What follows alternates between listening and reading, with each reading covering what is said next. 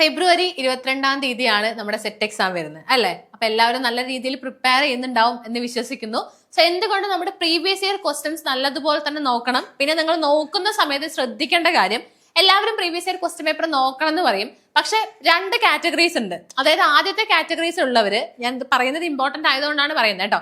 ആദ്യത്തെ കാറ്റഗറീസിലുള്ളവര് ചുമ്മാ previous year question, അതായത് ക്വസ്റ്റ്യൻ ആൻസർ എന്നുള്ള രീതിയിൽ പഠിച്ചു പോകും. പക്ഷെ അങ്ങനെ പഠിച്ചതുകൊണ്ട് ഒരു കാര്യമില്ല. കാരണം അത് തന്നെ റിപ്പീറ്റഡ് ആയിട്ട് ചോദിക്കണം എന്ന് ഒരു നിർബന്ധമില്ല.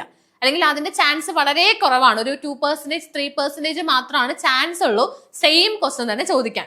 അപ്പൊ നമ്മൾ ചെയ്യേണ്ട കാര്യം എങ്ങനെയാണ് പിന്നെ പഠിക്കേണ്ടത്? അതായത് പ്രീവിയസ് ഇയർ ക്വസ്റ്റ്യൻസ് മാത്രം നോക്കിയിട്ട് പാസ്സായവരുണ്ട്. പക്ഷെ എങ്ങനെയാണ്, നമുക്ക് കുറച്ച് വർഷത്തെ പ്രീവിയസ് ഇയർ ക്വസ്റ്റ്യൻസിന്റെ ഒരു കളക്ഷൻ നമുക്ക് വേണം. ആൻഡ് അടുത്ത കാര്യം, ആ ഓരോ ക്വസ്റ്റ്യൻസ് നോക്കുമ്പോൾ അത് നിങ്ങൾക്ക് അറിയുവാണെങ്കിലും അറിയില്ലെങ്കിലും, അതിന്റെ ഓപ്ഷൻസ് അറിയില്ലെങ്കിൽ, അല്ലെങ്കിൽ ആ ക്വസ്റ്റ്യൻ അറിയില്ലെങ്കിൽ, അല്ലെങ്കിൽ അതിന്റെ ആൻസർ അറിയില്ലെങ്കിൽ, ഏത് രീതിയിൽ അറിയാഞ്ഞിട്ടാണെങ്കിലും ആ സമയത്ത് നിങ്ങൾ എന്ത് ചെയ്യുക, ആ കോൺസെപ്റ്റ് ഒന്ന് പഠിക്കുക. അതായത് നമുക്ക് ഇനിയും സമയമുണ്ട്. ജസ്റ്റ് ഇമ്പോർട്ടന്റ് ആയിട്ടുള്ള ക്വസ്റ്റ്യൻസ് ഒക്കെ എടുത്തിട്ട് പ്രാക്ടീസ് ചെയ്ത് കഴിഞ്ഞാൽ, അല്ലെങ്കിൽ ആ ക്വസ്റ്റ്യൻ നിങ്ങൾക്ക് അതിന്റെ ഓപ്ഷൻസിൽ ഏതെങ്കിലും ഒരു വാക്കെങ്കിലും നിങ്ങൾക്ക് അറിയില്ല എന്ന് വെക്കാം. അപ്പൊ അങ്ങനെ അറിയില്ലെങ്കിൽ എന്ത് ചെയ്യുക, അത് ജസ്റ്റ് ഒന്ന് നോക്കി പഠിച്ചു കഴിഞ്ഞാൽ നമുക്ക് സെറ്റ് എക്സാം പാസ് ആവാനുള്ള ചാൻസ് വളരെ കൂടുതലാണ്. അപ്പൊ ആ ഒരു രീതിയിൽ പ്രാക്ടീസ് ചെയ്യുന്നവർക്ക് മാത്രമാണ് സെറ്റ് എക്സാം പാസ് ആവാനായിട്ട് സാധിക്കുള്ളൂ. അല്ലാതെ നേരത്തെ പറഞ്ഞ കാറ്റഗറീസ് ഉണ്ട്, അവിടെയും നമ്മൾ എഫേർട്ട് എടുക്കുന്നത് സെയിമാ. കാരണം നമ്മൾ ഓരോ ക്വസ്റ്റ്യൻസ് ഇരുന്നിരുന്ന് പഠിക്കുന്നുണ്ട്. അവിടെ രണ്ടിന്റെ എഫേർട്ട് സെയിം ആയിരിക്കും. പക്ഷെ ആ എഫേർട്ടിന് റിസൾട്ട് ഉണ്ടാവില്ല എന്നുള്ളതാണ്. സോ നിങ്ങൾ രണ്ടാമത്തെ കാറ്റഗറീസിലുള്ളവരാവാനായിട്ട് ശ്രമിക്കുക. അതാണ് മെയിൻലി പറയാനുള്ളത്. സോ നമ്മൾ ഇവിടെയും പ്രീവിയസ് ഇയർ ക്വസ്റ്റ്യൻസ്, കുറച്ച് ഇമ്പോർട്ടന്റ് ആയിട്ടുള്ള പ്രീവിയസ് ഇയർ ക്വസ്റ്റ്യൻസ് ആണ് നമ്മൾ ഡിസ്കസ് ചെയ്യുന്നത്. പക്ഷെ ഇവിടെ നമ്മൾ ഓരോന്നും ഡീറ്റെയിൽ ആയിട്ട് പറയാനുള്ളൊരു ടൈം നമുക്കില്ല. മാക്സിമം ക്വസ്റ്റ്യൻസ് നിങ്ങളിലോട്ട് എത്തിക്കുക എന്നുള്ളതാണ്. സോ നിങ്ങൾ എന്ത് ചെയ്യുക, നിങ്ങൾ ഓൾറെഡി പഠിക്കുന്നവരായിരിക്കും. അപ്പൊ അതുകൊണ്ട് തന്നെ ഓരോ ക്വസ്റ്റ്യൻ കാണുന്ന സമയത്ത് ഓരോ മാർക്ക് എന്നുള്ള രീതിയിൽ നിങ്ങൾ നോട്ട് ചെയ്ത് വെക്കുക. ആൻഡ് ലാസ്റ്റ് എന്ത് ചെയ്യണം, എത്ര മാർക്ക് കിട്ടി എന്നുള്ളത് ഉറപ്പായിട്ടും താഴെ കമന്റ് ചെയ്യണം. അതുപോലെ തന്നെ നിങ്ങൾക്ക് എക്സാം ഓറിയന്റഡ് ആയിട്ട് എന്തെങ്കിലും കാര്യങ്ങൾ, എന്തെങ്കിലും ടോപ്പിക് നിങ്ങൾക്ക് വേണം, ഏതെങ്കിലും പെർട്ടിക്കുലർ ടോപ്പിക്കിന്റെ വീഡിയോ ചെയ്യണം എന്നുണ്ടെങ്കിൽ നിങ്ങൾക്ക് അതും കൂടെ താഴെ ഒന്ന് കമന്റ് ചെയ്യാം. അപ്പൊ അടുത്ത വീഡിയോയിൽ അത് ഉൾപ്പെടുത്തുന്നതായിരിക്കും. ഓക്കെ ആണല്ലോ. സോ ഫസ്റ്റ് ക്വസ്റ്റ്യൻ നോക്കിക്കേ, ഒരു അസേർഷൻ റീസൺ ടൈപ്പ് ക്വസ്റ്റ്യൻ ആണ്. അതിന് പകരം അവര് സ്റ്റേറ്റ്മെന്റ് റീസൺ എന്ന് കൊടുത്തു എന്ന് മാത്രമേ ഉള്ളൂ. നമ്മുടെ അസേർഷൻ റീസൺ ടൈപ്പ് ക്വസ്റ്റ്യൻ ആണ്. അപ്പോൾ കുറെ അധികം ക്വസ്റ്റ്യൻ പേപ്പർ നോക്കുന്ന സമയത്ത് എപ്പോഴും റിപ്പീറ്റഡ് ആയിട്ട് വരുന്ന കാര്യമാണ് ഈ നാഷണൽ എഡ്യൂക്കേഷൻ പോളിസി 1986. അതായത് നമുക്കെല്ലാം പഠിക്കണം, പോളിസീസ് ഒക്കെ പഠിക്കണം. അതിൽ നിങ്ങൾ ഒരിക്കലും national policy of education 1986 skip ചെയ്യരുത്. കാരണം നമ്മൾ എല്ലാ പ്രീവിയസ് ഇയർ ക്വസ്റ്റ്യൻ പേപ്പറിലും ഈ ഒരു പർട്ടിക്കുലർ നാഷണൽ എഡ്യൂക്കേഷൻ പോളിസിനെ കുറിച്ച് മെൻഷൻ ചെയ്തിട്ടുണ്ട്. അപ്പൊ അതുകൊണ്ട് തന്നെ 1986 നിങ്ങൾ ഒരിക്കലും വിടരുത് കേട്ടോ. 1986 ഒരിക്കലും വിടരുത്. കുറെ അധികം ക്വസ്റ്റ്യൻസ് അതിൽ നിന്നും വന്നിട്ടുണ്ട്. So national policy of education 1986 was reviewed to develop the programme of action 1992. ശരിയല്ലേ അത്? കാരണം 86ന്റെ കാര്യങ്ങളൊക്കെ ഇംപ്ലിമെന്റ് ചെയ്യാൻ വേണ്ടിയിട്ടാണ്, അത് റിവ്യൂ ചെയ്യാനായിട്ടാണ് 1992 പ്രോഗ്രാം ഓഫ് ആക്ഷൻ വന്നത്. സോ അത് ശരിയാണ്. Diet were established as training and resource support structure at the district level to improve the quality of teaching and schooling. അതും എന്താണ്, ശരിയാണ്.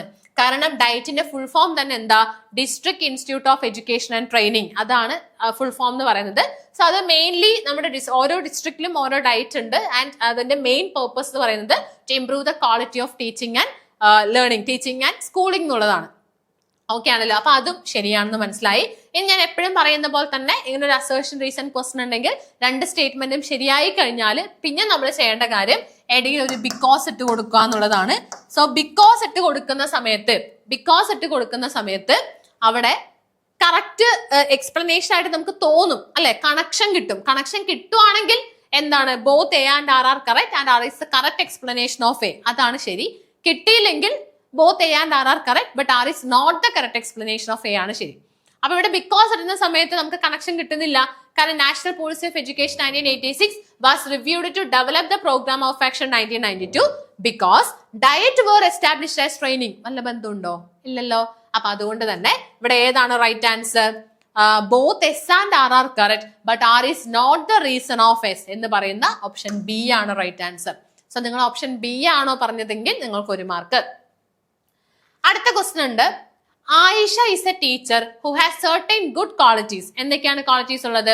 She plans well before engaging classes, excellently manages the classroom, integrates technology in teaching and does good mentoring. എല്ലാം ചെയ്യുന്നുണ്ട് അല്ലേ? So Aisha has excellent. ആയിഷയ്ക്ക് എന്താണുള്ളത്? Leadership സ്കില്ലാണോ, mentoring സ്കില്ലാണോ, ടീച്ചിങ് സ്കില്ലാണോ, അക്കാഡമിക് സ്കില്ലാണോ? വീഡിയോ പോസ് ചെയ്യുക, ഒറ്റയ്ക്ക് ആൻസർ ചെയ്യുക. എന്താണ് നമ്മുടെ ആൻസർ ആയിട്ട് വരുന്നത്? ഓപ്ഷൻ സി ആണ് ആൻസർ. ടീച്ചിങ് സ്കില്ലാണ്. കാരണം ടീച്ചിങ് സ്കില്ലിൽ ഇതെല്ലാം വേണം അല്ലെ? എല്ലാം വേണം. ലീഡർഷിപ്പ് സ്കില്ല് വേണം, അക്കാഡമിക് സ്കില്ല് വേണം, മെന്ററിംഗ് സ്കില്ല് വേണം, ഒരു എല്ലാം, അതായത് എല്ലാ സ്കില്ലും കൂടെ ചേർന്ന ഒരു സ്കില്ലാണ് നമ്മുടെ ടീച്ചിങ് സ്കിൽ എന്ന് പറയുന്നത്. സോ ഓപ്ഷൻ സി ആണ് റൈറ്റ് ആൻസർ. 2 മാർക്ക് കിട്ടിയോ? അടുത്ത question. The directorate is planning to introduce the grading system in higher secondary schools. There are 2 options before the directorate. അപ്പൊ ഇവിടെ 2 കാര്യങ്ങൾ തന്നിട്ടുണ്ട് ആൻഡ് വി ഹാവ് 4 ഓപ്ഷൻ. ഇത് കുറച്ച് വെറൈറ്റി ക്വസ്റ്റ്യൻ അല്ല, ഇങ്ങനെയുള്ള ക്വസ്റ്റ്യൻസും സെറ്റിന് കാണാറുണ്ട്. പക്ഷെ നിങ്ങൾ ഇങ്ങനെയൊക്കെ പ്രാക്ടീസ് ചെയ്താലാണ് ഇത്തരത്തിലുള്ള ക്വസ്റ്റ്യൻസ് ഒക്കെ വരുന്നുണ്ട് എന്ന കാര്യം പോലും നിങ്ങൾക്ക് അറിയുള്ളൂ. അപ്പൊ അതുകൊണ്ട് നോക്കാം. ഒന്നാമത്തെ, ഈച്ച് പോയിന്റ് വാല്യൂ. നമ്മൾ ആദ്യം ഇത് വായിക്കുന്ന സമയത്ത് ജസ്റ്റ് ഓപ്ഷൻ നോക്കുമ്പോൾ both are relative grading, both are absolute grading, 1 is absolute grading and 2 is relative grading, 1 is relative grading and 2 is absolute grading. ഇങ്ങനെയാണ് വരുന്നത്. അപ്പൊ ഓപ്ഷൻസ് വായിച്ചപ്പോൾ നമുക്ക് മനസ്സിലായി, ഇതിൽ ഏതോ ഒന്ന് റിലേറ്റീവ് ആണ്, ഏതോ ഒന്ന് അബ്സല്യൂട്ട് ആണ്, അല്ലെങ്കിൽ രണ്ടും റിലേറ്റീവ് ആൻഡ് അബ്സല്യൂട്ട് ആണ് എന്നുള്ളതാണ്. സോ ഒന്നാമത്തെ, each point value can be assigned with a letter grade. For example, out of A 100 mark test, assign A for the points 90 to 100, B for the points 80 to 89 and so on. അപ്പൊ അങ്ങനെ മുൻകൂട്ടി തീരുമാനിച്ചു വെച്ചിരിക്കുകയാണ്.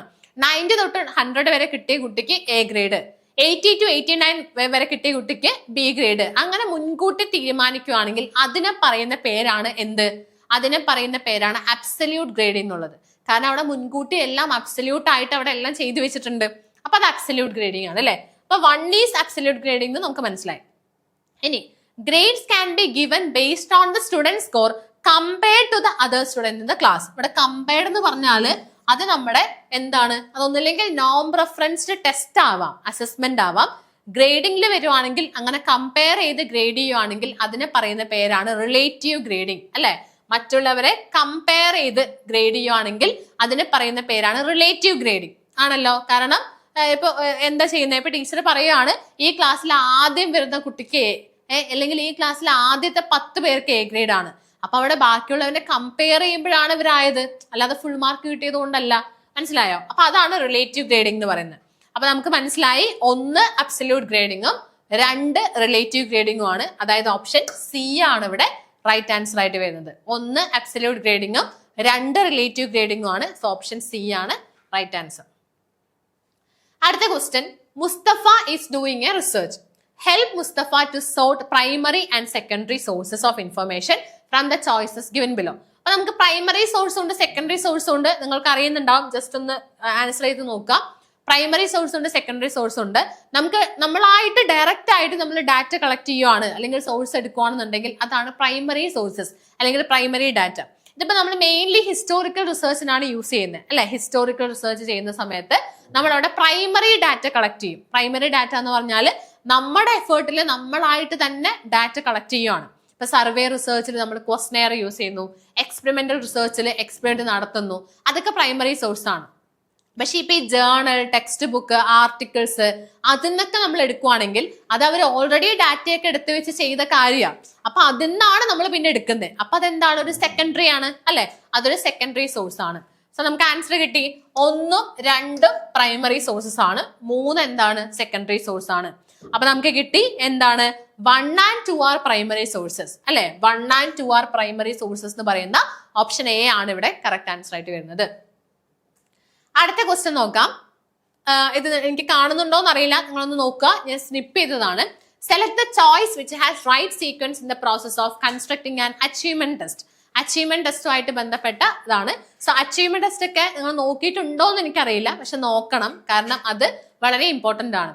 പക്ഷെ എല്ലാവരും B.Edന് ചെയ്ത ഒരു സാധനമാണ് അച്ചീവ്മെന്റ് ടെസ്റ്റ്. അപ്പൊ നമുക്ക് ഇതൊക്കെ ഒന്ന് മറിച്ച് നോക്കിക്കഴിഞ്ഞാൽ കിട്ടാവുന്നതേ ഉള്ളൂ. ഏതാണ്? ആദ്യം നമ്മൾ എന്താ ചെയ്യേണ്ടത്? പ്ലാനിങ് ഓഫ് എ ടെസ്റ്റ് ആണ് അല്ലെ? ആദ്യം നമ്മൾ പ്ലാൻ ചെയ്യും, പിന്നെ preparation of the design for the test, preparation of the blue print, then writing of test items. So option C ആണ് റൈറ്റ് ആൻസർ ആയിട്ട് വരുന്നത് അല്ലെ? ഓപ്ഷൻ സി ആണ് ഇവിടെ റൈറ്റ് ആൻസർ ആയിട്ട് വരുന്നത്. ജസ്റ്റ് ഞാൻ അതിന്റെ സ്റ്റെപ്പ് പറഞ്ഞുതരാം. അതായത് major steps involve in the construction of achievement test. ഇത് പഠിക്കണം കേട്ടോ, ഇത് വളരെ ഇമ്പോർട്ടന്റ് ആണ്. കാരണം ഇതിന് ബേസ് ചെയ്തിട്ടും കുറെ ക്വസ്റ്റ്യൻസ് വന്നിട്ടുണ്ട്. പക്ഷെ ഇതൊക്കെ നമുക്ക് അറിയാം, ഒന്ന് മറിച്ച് നോക്കിയാൽ കിട്ടും. ഈ സെറ്റിന്റെ ഈ ടീച്ചിങ് ആപ്റ്റിറ്റ്യൂഡിന്റെ പ്രത്യേകത നമുക്ക് എല്ലാം അറിയാം, കാരണം എല്ലാം നമ്മൾ ഒന്ന് പഠിച്ച കാര്യം തന്നെയാണ്. പക്ഷെ നമ്മൾ ഒന്ന് മറിച്ച് നോക്കാതെ പോയി കഴിഞ്ഞാൽ നമുക്ക് തെറ്റിപ്പോവും. മറിച്ച് നോക്കാതെ പോയി കഴിഞ്ഞാൽ തെറ്റിപ്പോവും. ആ ഒരു രീതിയിലാണ് ക്വസ്റ്റ്യൻസ് വരുന്നത്. സോ എല്ലാം ഒന്ന് മറിച്ച് നോക്കുക എന്നുള്ളതാണ് എനിക്ക് പറയാനുള്ളത്. കാരണം നമ്മൾ കഷ്ടപ്പെട്ട് BEdലൊക്കെ പഠിച്ച കാര്യം അല്ലെ. അപ്പൊ ആ പഠിച്ച കാര്യം നമ്മൾ എക്സാം ഹാളിൽ പോയി തെറ്റിക്കണോ? വേണ്ടല്ലോ. അപ്പൊ പഠിച്ച കാര്യം എന്ത് ചെയ്യുക, ജസ്റ്റ് ഒന്ന് മറിച്ച് വിട്ടിട്ട് പോവാ, അത്രേ പറയാനുള്ളൂ. So planning of a test ആണ് ഒന്നാമത്തെ സ്റ്റെപ്പ്. അടുത്തത് preparation of a design for the test, preparation of the blueprint, writing of test items, preparation of the scoring key and marking scheme, preparation of the scoring key and marking scheme and preparation of the question wise analysis. ഇതാണ്. ഇത് ഞാൻ ഓരോന്നും പറയുന്നില്ല, നിങ്ങൾ just ഒന്ന് നോക്കിയാൽ മതി. ആദ്യം സ്റ്റെപ്പ് പഠിച്ചു വെക്കുക, ജസ്റ്റ് ഒന്ന് നോക്കുകയും കൂടെ ചെയ്യാം. ഓക്കെ, അടുത്ത ക്വസ്റ്റ്യൻ ഒരു മാച്ച് ദ ഫോളോയിങ് ക്വസ്റ്റ്യൻ ആണ്. ഇവിടെ സർവേ മെത്തേഡ്സ് ഇവിടെ തന്നിട്ടുണ്ട് ആൻഡ് ഇറ്റ്സ് കറസ്പോണ്ടന്റ് ആയിട്ടുള്ള ഇതാണ് നമുക്ക് സെലക്ട് ചെയ്യേണ്ടത്. സോ സർവേ ഉണ്ട്, എക്സ്പെരിമെന്റ് ഉണ്ട്, കേസ് സ്റ്റഡി ഉണ്ട്, ഡോക്യുമെന്റ് അനാലിസിസ് ഉണ്ട്. എപ്പോഴും മാച്ച് ദ ഫോളോയിങ്ങിൽ ഞാൻ പറയുന്ന കാര്യമാണ്, മാച്ച് ദ ഫോളോയിങ് ക്വസ്റ്റ്യനിൽ ഞാൻ പറയുന്നതാണ്. അതായത് നമുക്ക് എല്ലാം അറിയേണ്ട കാര്യമില്ല, കുറച്ച് കാര്യം അറിഞ്ഞു കഴിഞ്ഞാൽ നമുക്ക് എന്ത് ചെയ്യാൻ പറ്റും, അവിടെ ആൻസർ ചെയ്യാൻ പറ്റുന്നുള്ളത്. അപ്പൊ ഇവിടെ നോക്കുമ്പോൾ P4 വ്യത്യാസമാ അല്ലെ. P2, P4, P5, P3 ഇങ്ങനെയാണ് തന്നിരിക്കുന്നത് അല്ലെ. അപ്പൊ 2 ആണോ 4 ആണോ 5 ആണോ 3 ആണോ നോക്കിയാൽ മതി പോരെ. ഇത് 2, 3, 4, 5 ഒന്ന് എന്തായാലും അല്ല എന്ന് മനസ്സിലായി. സോ സർവേ എന്ന് പറയുന്നത് ഇതിൽ ഏതുമായിട്ട് റിലേറ്റ് ചെയ്തിരിക്കുന്നു എന്നറിയുന്ന ഒരു കുട്ടിക്ക് ആൻസർ കിട്ടി, വേറെ ഒന്നും അറിഞ്ഞില്ലെങ്കിലും കുഴപ്പമില്ല.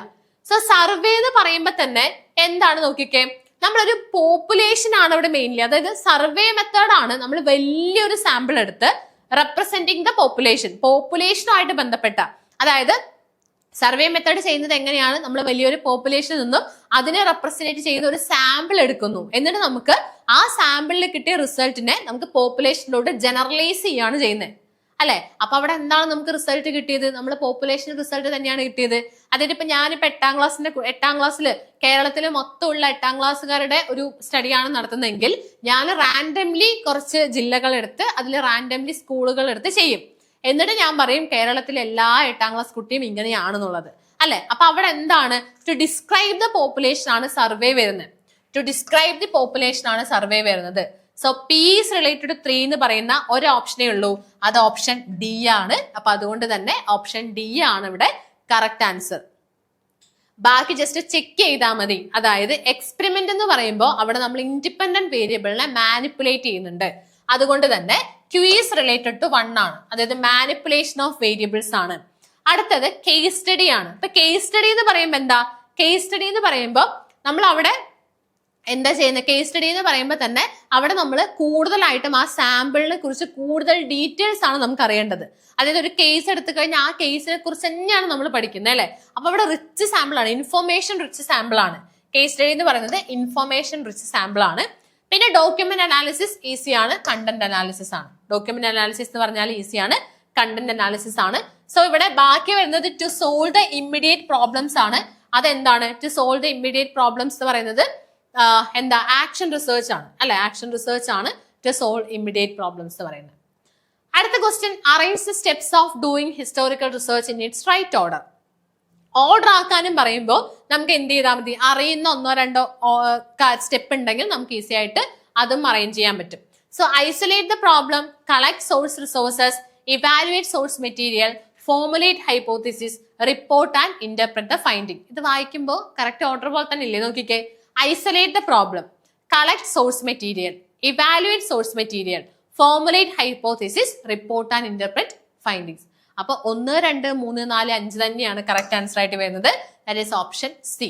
അതായത് ആദ്യം ഹിസ്റ്റോറിക്കൽ റിസർച്ച് എടുക്കുമ്പോൾ നമ്മൾ ആദ്യം ആ പ്രോബ്ലം ഐഡന്റിഫൈ ചെയ്യുന്നു, അതിന് വേണ്ടിയിട്ടുള്ള സോഴ്സ് മെറ്റീരിയൽസ് കളക്ട് ചെയ്യുന്നു, ആ സോഴ്സ് മെറ്റീരിയൽസ് നമ്മളൊന്ന് ഇവാലുവേറ്റ് ചെയ്യുന്നു, ദെൻ ഹൈപ്പോത്തിസിസ് ഫോർമുലേറ്റ് ചെയ്യുന്നു, then report and interpret the findings. Option C ആണ് ഇവിടെ റൈറ്റ് ആൻസർ. അടുത്ത question, following are statements related to qualities of a test. The extent the test measures what the test maker intends to measure. അപ്പൊ what it intends to measure എന്ന് വന്നു കഴിഞ്ഞാൽ ഒന്നും നോക്കണ്ട, അത് വാലിഡിറ്റി ആണ് അല്ലെ. What it intends to measure, ഇത് പല തവണയായിട്ട് പറഞ്ഞ കാര്യമാണ്. What measures it intends to measure, അതായത് എന്താണോ മെഷർ ചെയ്യാനായിട്ട് ഉദ്ദേശിച്ചത് ആ കാര്യം മെഷർ ചെയ്ത് കിട്ടുവാണെന്നുണ്ടെങ്കിൽ നമുക്ക് പറയാൻ പറ്റും ദാറ്റ് ടെസ്റ്റ് ഈസ് വാലിഡ് എന്നുള്ളത് അല്ലെ. ഇത് റിപ്പീറ്റഡ് ആയിട്ട് പല തവണ റിപ്പീറ്റഡ് ആയിട്ട് വന്നുകൊണ്ടിരിക്കും. അത് വാലിഡിറ്റിയും റിലയബിലിറ്റിയും വന്നുകൊണ്ടിരിക്കുക. അപ്പൊ അത് ഒന്നാമത്തെ വാലിഡിറ്റി ആണെന്ന് മനസ്സിലായി. ഇനി രണ്ടാമത്തെ, the extent A test is consistent. Consistency എന്ന് പറഞ്ഞാൽ എന്താ? കൺസിസ്റ്റൻസി എന്ന് പറഞ്ഞാൽ റിലയബിലിറ്റി ആണ്. So 1 is validity, 2 is reliability എന്ന് പറയുന്ന ഓപ്ഷൻ ബി ആണ്. സോ ഓപ്ഷൻ ബി ആണ് റൈറ്റ് ആൻസർ. 1 വാലിഡിറ്റിയും 2 എന്താ? റിലയബിലിറ്റിയും ആണ്. സോ അടുത്ത ക്വസ്റ്റ്യൻ നോക്കിക്കേ. ഞാൻ കുറച്ച് സ്പീഡായിട്ട് പോകുന്നത് ഞാൻ മാക്സിമം ക്വസ്റ്റ്യൻസ് നിങ്ങളോട്ട് എത്തിക്കുക എന്നുള്ളതുകൊണ്ടാണ് കേട്ടോ. The title of a research study is the role of examination anxiety on the academic achievement of high school students. Here academic achievement is called. എന്താണെന്നാണ് ഒന്നുകൂടെ വായിക്കാം. നമ്മുടെ ടൈറ്റിൽ എന്താ? The role of examination anxiety on the academic achievement of high school students. അപ്പോൾ ഒരു title എഴുതുന്ന സമയത്ത്, റിസർച്ചിന്റെ title എഴുതുമ്പോൾ നിങ്ങൾ ശ്രദ്ധിക്കുക, ആദ്യം കാണുന്നത് ഇൻഡിപെൻഡന്റ് വേരിയബിളും രണ്ടാമത് കാണുന്നത് ഡിപ്പെൻഡന്റ് വേരിയബിളും ആയിരിക്കും. അതായത് ഇൻഡിപെൻഡന്റ് വേരിയബിളിന്റെ കോസ് ആണ് അവിടെ ഡിപ്പെൻഡന്റ് വേരിയബിളിൽ എഫക്ട് ആവുന്നത്. അല്ലെങ്കിൽ റിലേഷൻഷിപ്പ് നോക്കുകയാണെന്നുണ്ടെങ്കിലും നമ്മൾ ഇൻഡിപെൻഡന്റ് വേരിയബിളിന്റെ റിലേഷൻ എങ്ങനെ ഡിപ്പെൻഡന്റ് വേരിയബിളിൽ വരുന്നു എന്നാണ് അവിടെ നോക്കുന്നത് അല്ലെ. അപ്പൊ അവിടെ ഇൻഡിപെൻഡന്റ് വേരിയബിൾ നമ്മൾ ആദ്യം കൊടുക്കണം, രണ്ടാമത് കൊടുക്കുന്നത് ഡിപ്പെൻഡന്റ് വേരിയബിൾ ആയിരിക്കും. അതുകൊണ്ട് തന്നെ ഈ ഒരു സ്റ്റഡിയിൽ എക്സാമിനേഷൻ ആൻസൈറ്റി എന്ന് പറയുന്നത് ഇൻഡിപെൻഡന്റ് വേരിയബിളും അക്കാഡമിക് അച്ചീവ്മെന്റ് എന്ന് പറയുന്നത് ഡിപ്പെൻഡന്റ് വേരിയബിളും ആണ്. കാരണം ആദ്യം ഒന്നാമത്തെ ഇതല്ലേ ഉള്ളത്. സോ എക്സാമിനേഷൻ ആൻസൈറ്റി എന്ന് പറയുന്നത് ഇൻഡിപെൻഡന്റ് വേരിയബിളും രണ്ടാമത് കൊടുത്തിരിക്കുന്ന ഓൺ ദ, അതായത് അതിൽ എങ്ങനെ, so on the academic achievement, അതായത് എക്സാമിനേഷൻ ആൻസൈറ്റി എങ്ങനെ അക്കാഡമിക് അച്ചീവ്മെന്റിനെ ബാധിക്കുന്നു എന്ന രീതിയാണ്. സോ അക്കാഡമിക് അച്ചീവ്മെന്റ് എന്ന് പറയുന്നതാണ് ഡിപ്പെൻഡന്റ് വേരിയബിൾ. സോ അവിടെ അക്കാഡമിക് അച്ചീവ്മെന്റ് ആണ് ചോദിച്ചിരിക്കുന്നത്. അപ്പൊ അതിന്റെ ആൻസർ എന്താ? ഓപ്ഷൻ ഡി ആണ്. ദാറ്റ് ഈസ് ഡിപ്പെൻഡന്റ് വേരിയബിൾ ആണ്. സോ നമുക്ക് അടുത്ത ക്വസ്റ്റ്യൻ നോക്കാം. അടുത്ത ക്വസ്റ്റ്യൻ നോക്കിക്കേ. എഗെയിൻ ഒരു മാച്ച് ദ ഫോളോയിങ് ക്വസ്റ്റ്യൻ ആണ്. റിസർച്ചുമായിട്ട് ബന്ധപ്പെട്ടതാണ്. Survey research, action research, historical research, experimental research. And list 2 past oriented, control of variables, current trend, local problem. വളരെ ഈസിയാണ്. ഒന്ന് മാച്ച് ചെയ്ത് നോക്കിക്കേ. നമുക്ക് ഇവിടെ ഓപ്ഷൻസ് ഒന്നും ഞാൻ കൊടുത്തിട്ടില്ല, കാരണം ഈസി ആയതുകൊണ്ട് പിന്നെ ഓപ്ഷൻസ് കൊടുത്തിട്ടില്ല. അപ്പൊ ഇവിടെ നമുക്ക് അറിയുന്നത് നമുക്ക് നോക്കാം. സർവേ റിസർച്ച് എന്ന് പറയുമ്പോൾ സർവേ റിസർച്ച് കറന്റ് ട്രെൻഡ്സ് ആണ് അല്ലെ. കാരണം ഇപ്പൊ നടക്കുന്നതാണ് സർവേ ചെയ്തിട്ട് കാര്യമുള്ളൂ, അല്ലാതെ പണ്ടത്തെ അല്ല. സോ സർവേ റിസർച്ച് എന്ന് വെച്ചാൽ കറന്റ് ട്രെൻഡ്സ് ആണ്. ആക്ഷൻ റിസർച്ച് എന്ന് പറഞ്ഞാൽ ലോക്കൽ പ്രോബ്ലംസ് ആണ് അല്ലെ. ആക്ഷൻ റിസർച്ച് എന്താ? ലോക്കൽ പ്രോബ്ലംസ് ഇമ്മീഡിയറ്റ് ആയിട്ട് സൊല്യൂഷൻ കിട്ടാനായിട്ട് ചെയ്യുന്നു. ഹിസ്റ്റോറിക്കൽ റിസർച്ച് എന്ന് പറയുമ്പോൾ പാസ്റ്റ് ഓറിയന്റഡ് ആണ്, ഹിസ്റ്ററി അതിൽ തന്നെ ഉണ്ട്. ദെൻ എക്സ്പെരിമെന്റൽ റിസർച്ച് ആണ് കൺട്രോൾ ഓഫ് വേരിയബിൾസ്. നമ്മൾ പറഞ്ഞു ഇൻഡിപെൻഡന്റ് വേരിയബിളിനെ അവിടെ മാനിപ്പുലേറ്റ് ചെയ്യുന്നുണ്ട്, അവിടെ കൺട്രോളിങ് ചെയ്യുന്നുണ്ട് എന്ന രീതിയിൽ പറഞ്ഞു. സോ സർവേ റിസർച്ച് കറന്റ് ട്രെൻഡുമായിട്ട് ബന്ധപ്പെട്ടിരിക്കുന്നു. ആക്ഷൻ റിസർച്ച് ലോക്കൽ പ്രോബ്ലംസ് ആണ്. ഹിസ്റ്റോറിക്കൽ റിസർച്ച് പാസ്റ്റ് ഓറിയന്റഡ് ആണ്. And experimental research control of variables ആണ്. ക്ലിയർ ആണല്ലോ. ഇനി അടുത്ത ക്വസ്റ്റ്യൻ, ഇത് കുറച്ച് കൺഫ്യൂസ്ഡ് ആവുന്ന ഒരു ക്വസ്റ്റ്യൻ ആണ്. Our secondary education remains the weakest link in our educational machinery. This statement was made by. അപ്പൊ ഇവിടെ സെക്കൻഡറി എന്ന് കാണുമ്പോൾ എല്ലാവർക്കും ഒരു ടെൻഡൻസിയാണ്. സെക്കൻഡറി എഡ്യൂക്കേഷൻ എന്ന് പറഞ്ഞാൽ നമ്മുടെ മുതലിയാർ കമ്മീഷൻ അല്ലേ, അതായത് ലക്ഷ്മണസ്വാമി മുതലിയാറിന്റെ ആണ് സെക്കൻഡറി എഡ്യൂക്കേഷൻ എന്ന് പറയുന്നത്. സോ സെക്കൻഡറി എഡ്യൂക്കേഷൻ കണ്ട ആ ടെൻഷനിൽ നമ്മൾ കയറി അങ്ങ് എന്ത് പറയും? മുതലിയാർ കമ്മീഷൻ എന്ന് പറയും. പക്ഷെ ഇവിടെ ശ്രദ്ധിക്കുക, or secondary education remains the weakest link in our educational machinery ആണ്. വീക്കസ്റ്റ് ലിങ്ക് ഒരിക്കലും ആ കമ്മീഷനിൽ പറയില്ലല്ലോ. അപ്പൊ അത് ഏതിലായിരിക്കും പറയുന്നത്? അത് പറയുന്നത് ഓപ്ഷൻ സി ആണ്, രാധാകൃഷ്ണൻ കമ്മീഷൻ. രാധാകൃഷ്ണൻ കമ്മീഷൻ കുറച്ച് ഉയർന്നതാണല്ലോ, യൂണിവേഴ്സിറ്റി എഡ്യൂക്കേഷൻ കമ്മീഷൻ ആണ്, 1948-49 ആണ്. അപ്പൊ അവരാണ് ഇങ്ങനെ ഒരു പുച്ഛിച്ചത് സെക്കൻഡറി എഡ്യൂക്കേഷൻ കമ്മീഷന്. ഓക്കെ, അല്ലാതെ മുതലിയാർ കമ്മീഷൻ തന്നെ അങ്ങനെ പറയില്ല. ക്ലിയർ ആണല്ലോ. സോ ഓപ്ഷൻ സി ആണ് ഇവിടെ കറക്റ്റ് ആൻസർ ആയിട്ട് വരുന്നത്. ഇനി അടുത്ത ക്വസ്റ്റ്യൻ നമ്മുടെ ADDIE മോഡൽ. ഇത് പഠിക്കണം കേട്ടോ. ഇത് പലവരും ശ്രദ്ധിക്കാത്തൊരു കാര്യമാണ് ADDIE മോഡൽ എന്ന് പറയുന്നത്. സോ അതിനെ അറേഞ്ച് ചെയ്യാനാണ് ക്വസ്റ്റ്യൻ. ഇത് പഠിച്ചാൽ മതി. ADDIE മോഡൽ, ഈ ഒരു ADDIE എന്ന് പറഞ്ഞാൽ തന്നെ നമുക്ക് എന്ത് ചെയ്യാൻ പറ്റും? അവിടെ ആൻസർ ചെയ്യാൻ പറ്റും. പക്ഷെ ഇവിടെ ഇൻസ്പെക്ട് എന്നൊക്കെ കൊടുത്തിട്ടുണ്ട്, അതല്ല. അതിന്റെ ഫുൾ ഫോം അറിഞ്ഞാൽ മതി. Analyse, design, develop, implement, evaluate. ഇതാണ് കറക്റ്റ്. എന്താണ്?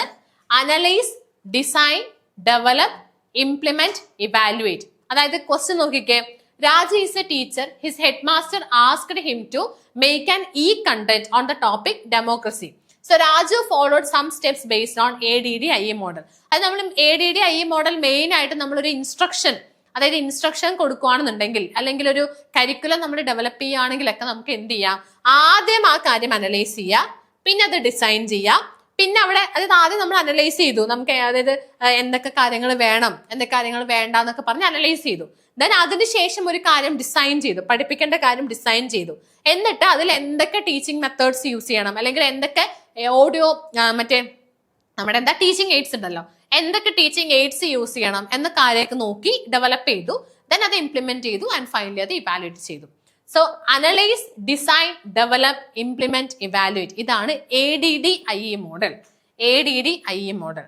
ഇതിന്റെ കൂടെ നിങ്ങൾക്ക് പഠിക്കേണ്ട ഞാനൊരു കാര്യം തരാം, അഷ്വർ മോഡൽ ഉണ്ട്. അഷ്വർ മോഡൽ ഇത് നിങ്ങൾക്ക് പഠിക്കാനുള്ളതാണ് കേട്ടോ, നിങ്ങൾ പഠിക്കണം. അഷ്വർ മോഡലും കൂടെ പഠിക്കണം.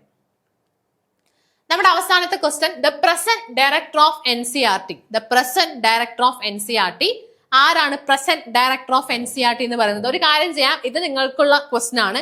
സോ നിങ്ങൾ ആൻസർ ചെയ്താൽ മതി. പ്രസന്റ് ഡയറക്ടർ ഓഫ് NCERT ആരാണെന്നുള്ളത് നിങ്ങൾ ഒന്ന് ചെയ്യുക. A ആണോ, B ആണോ, C ആണോ, D ആണോ എന്നുള്ളത് താഴെ കമന്റ് ചെയ്യാം. ആൻഡ് മറക്കണ്ട, ഞാൻ ഈ കാര്യം കൂടെ പറഞ്ഞു, നിങ്ങൾക്ക് എന്തെങ്കിലും സജഷൻ ഉണ്ടെങ്കിൽ അതും കൂടെ കമന്റ് ചെയ്യാം. ഓക്കെ ആണല്ലോ? അപ്പൊ എല്ലാവരുടെയും പഠനം എങ്ങനെ പോകുന്നു? ഉഷാറായിട്ട് പോകുന്നുണ്ട് എന്നാണ് എനിക്ക് തോന്നുന്നത്. സോ ഈ കുറച്ച് ദിവസങ്ങളിൽ എങ്ങനെ പഠിക്കണം, എന്ത് ചെയ്യണം, ഏത് രീതിയിലാണ് പഠിക്കേണ്ടത്, ഇത്രയും ദിവസം കൊണ്ട് പഠിച്ചാൽ കിട്ടുമോ എന്നുള്ള കൺഫ്യൂഷനൊക്കെ ഉണ്ടാവും. സോ അങ്ങനെ കൺഫ്യൂഷനൊന്നും ആവശ്യമില്ല. കാരണം നമ്മുടെ CCയിൽ ഇപ്പൊ ബൂസ്റ്റർ ബാച്ച് സ്റ്റാർട്ട് ചെയ്തിട്ടുണ്ട്. സോ ആ ഒരു ബൂസ്റ്റർ ബാച്ചിൽ എന്ന് പറയുമ്പോൾ നമുക്ക് ഡെയിലി 3 മണിക്കൂറുടെ ലൈവ് സെഷൻസ് ആണ് വരുന്നത്. സോ നമുക്ക് പാസ്സാവാനായിട്ട് ആ ലൈവ് സെഷൻസ് മതി. കാരണം ഇപ്പൊ ഞാനിപ്പോ എങ്ങനെയാണോ ക്ലാസ് എടുത്തത്, എന്റെ ക്ലാസ് നിങ്ങൾക്ക് ഇഷ്ടമായോ ഇല്ലേന്നൊന്ന് താഴെ ഒന്ന് കമന്റ് ചെയ്യുക. അതായത് ഞാനിപ്പോ എങ്ങനെയാണോ ക്ലാസ് എടുക്കുന്നത് ആ ഒരു രീതിയിൽ തന്നെയാണ് ഇപ്പൊ ഇവിടെ എല്ലാ ഫാക്കൽറ്റീസും ഓരോരോ കാര്യങ്ങൾ, ഓരോ ക്ലാസ്സസ് ഒക്കെ എടുക്കുന്നത്. അപ്പൊ അതുകൊണ്ട് തന്നെ ആ ലൈവ് സെഷൻസ് മാത്രം മതി നിങ്ങൾക്ക് സെറ്റ് എക്സാം പാസ്സാവാനായിട്ട്. സോ ബൂസ്റ്റർ ബാച്ച് സ്റ്റാർട്ട് ചെയ്തിട്ടുണ്ട്. സോ ബൂസ്റ്റർ ബാച്ചിൽ നിങ്ങൾക്ക് ജോയിൻ ചെയ്യാം. ആൻഡ് അതുപോലെ തന്നെ പറയേണ്ട കാര്യം, നമ്മുടെ സെറ്റ് എക്സ്ട്രാ 5.0 ലോങ് ടേം ബാച്ചും കൂടെ സ്റ്റാർട്ട് ചെയ്തിട്ടുണ്ട്. അതായത് അടുത്ത ജൂൺ 2026 നിങ്ങൾ ഫോക്കസ് ചെയ്യുന്നത്. ഇപ്പൊ നിങ്ങൾ പഠിച്ചുകൊണ്ടിരിക്കുന്നവരായിക്കോട്ടെ, അല്ലെങ്കിൽ ഇനി ഇപ്പൊ ഈ എക്സാമിന് നേരെ പഠിക്കാൻ പറ്റാതെ അടുത്ത എക്സാമിന് വേണ്ടി പ്രിപ്പയർ ചെയ്യുന്നവരാണെങ്കിൽ അതിനുള്ള ലോങ് ബാച്ചും ഇവിടെ സ്റ്റാർട്ട് ചെയ്തിട്ടുണ്ട്. സോ ആ ഒരു ബാച്ചിൽ ജോയിൻ ചെയ്യണമെന്നുണ്ടെങ്കിൽ നിങ്ങൾക്ക് എന്ത് ചെയ്യാം, ഇവിടെ താഴെ കാണുന്ന നമ്പർ, താഴെ ഒരു നമ്പർ ഉണ്ട്, ആ ഒരു നമ്പറിലോട്ട് നിങ്ങൾക്ക് എന്ത് ചെയ്യാം, കോൺടാക്ട് ചെയ്യാം. ഓക്കെ ആണല്ലോ? അപ്പൊ എന്തായാലും എല്ലാവരും നന്നായിട്ട് തന്നെ പഠിക്കുക. അപ്പൊ ഈ സെറ്റ് എക്സാം നിങ്ങൾക്കുള്ളതാണ്, അത് എന്തായാലും നിങ്ങൾ ക്രാക്ക് ചെയ്യണം. അത്രയാണ് പറയാനായിട്ടുള്ളത്. സോ എല്ലാവർക്കും all the best for your learning and that's all from this session.